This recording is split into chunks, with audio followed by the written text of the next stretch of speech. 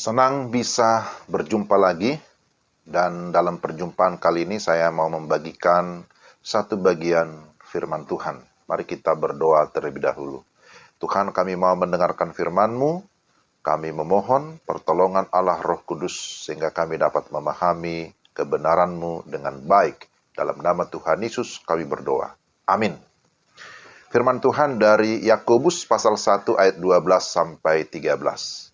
Berbahagialah orang yang bertahan dalam pencobaan, sebab apabila ia sudah tahan uji, ia akan menerima mahkota kehidupan yang dijanjikan Allah kepada barang siapa yang mengasihi Dia.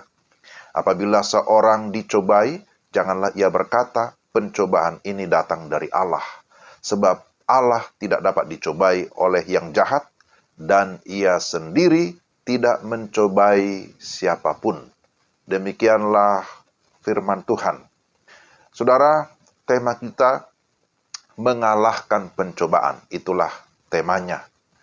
Kita sedang berjalan dalam perjalanan rohani mengikut Tuhan.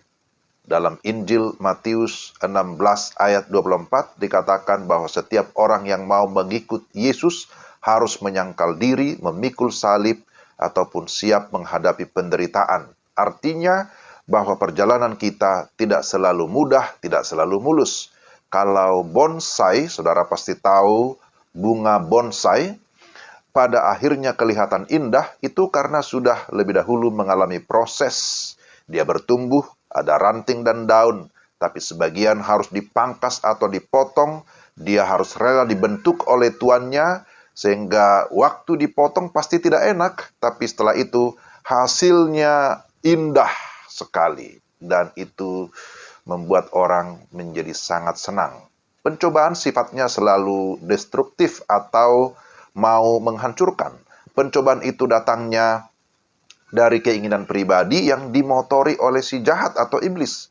Pencobaan merupakan senjata iblis untuk menghancurkan kita, manusia. Tetapi Allah juga tetap berkarya bahwa di balik semua pencobaan, Dia terus memberikan kekuatan kepada setiap orang yang sungguh-sungguh berserah kepada Tuhan. Tujuannya adalah untuk menjauhkan kita dari persekutuan dengan Tuhan. Itulah tujuan si iblis. Akan tetapi pencobaan bisa Tuhan izinkan terjadi dalam kehidupan kita orang percaya, supaya iman kita itu diuji atau menjadi teruji.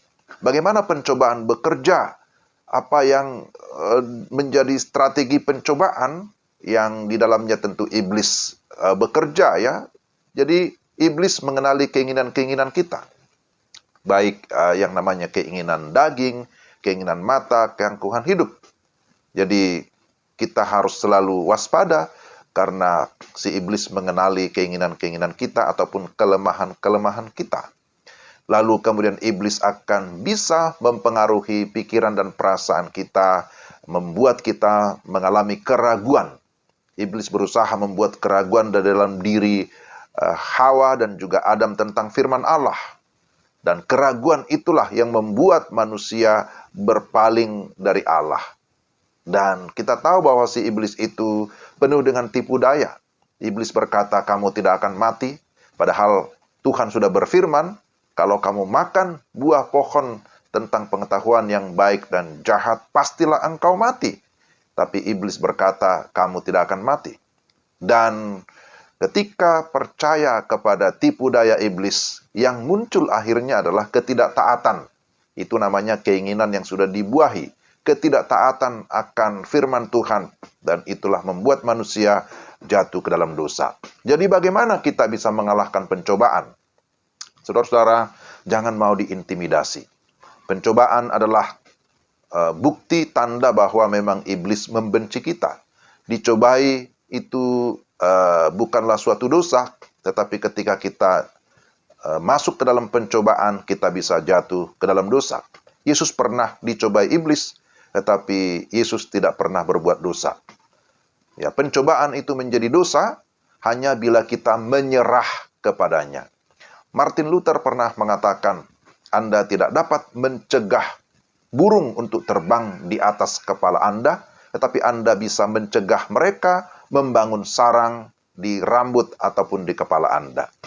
Itu jangan mau diintimidasi oleh si iblis.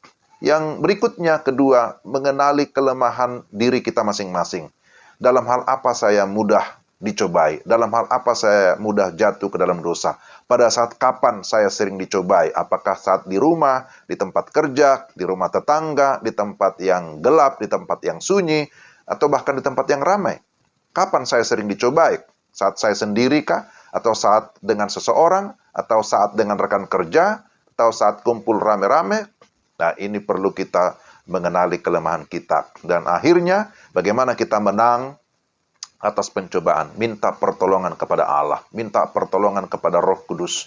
Karena hanya Allah yang bisa memberikan kita pertolongan. Surga memiliki saluran gawat darurat selama 24 jam. Berserulah kepadaku, kata Tuhan. Pada waktu kesesakan, ketika kita berseru berserah kepada Tuhan, maka Tuhan berjanji akan meluputkan kita. Tuhan berkata, aku akan meluputkan engkau, dan engkau akan memuliakan aku. Jadi saudara, pencobaan itu ada. Iblis itu juga ada.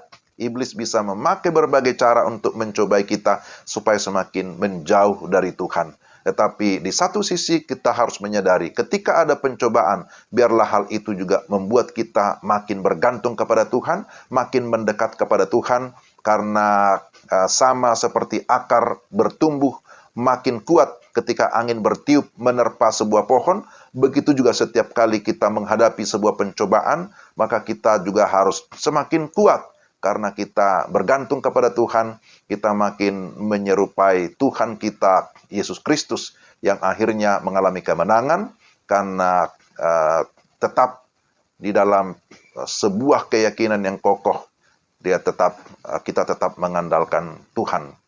Mari kita berdoa. Tuhan, terima kasih firman-Mu mengingatkan kami supaya kami tetap berjaga-jaga, tetap berdoa, tetap berserah kepada Tuhan ketika kami menghadapi berbagai tantangan, berbagai pencobaan dari tipu daya si iblis. Tetapi kami meyakini dengan iman bahwa bersama dengan Tuhan kami mengalami kemenangan.